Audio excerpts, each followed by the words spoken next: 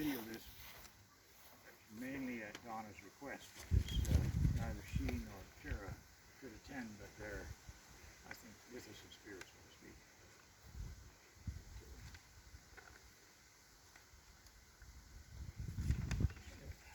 People can't hear, you could come a little closer. Yeah, most of my memories of Terry originate with the annual summer visits as well.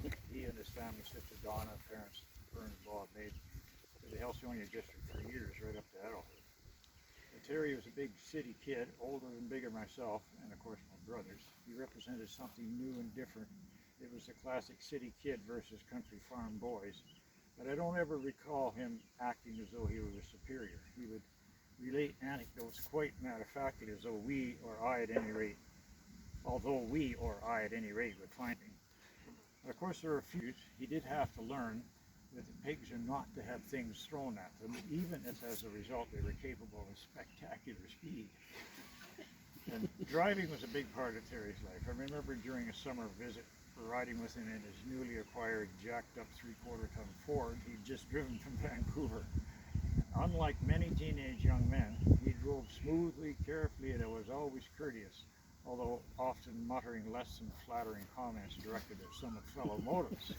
But despite any frustration he may have felt, he never let it affect how he handled the vehicle.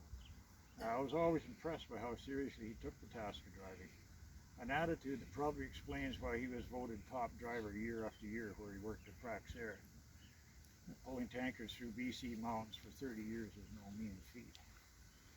And Terry, along with Donna, was a family historian. He took a great interest in the orchard genealogy. He seemed to attach great importance to learning about one's ancestors.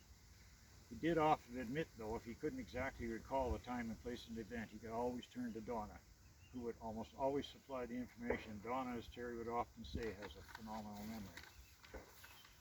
Terry was dogged by ill health for close to the last 20 years of his life, taking a catastrophic turn around 2008 that left him with a collapsed lung, congestive heart failure, diabetes, and initially oxygen around the clock, which he was later able to scale back.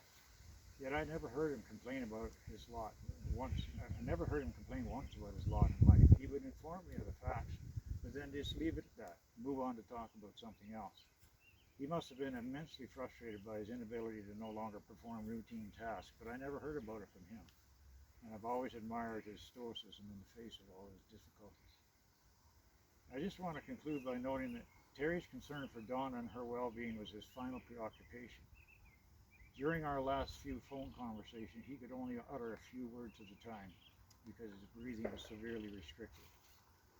We both knew that he was leaving this world. Yet the day before passing, Terry managed to call a financial representative to make absolutely sure that Donna's future was secure. I'll always remember him for that. A truly fitting legacy, and that his love for Donna was the last thing on his mind.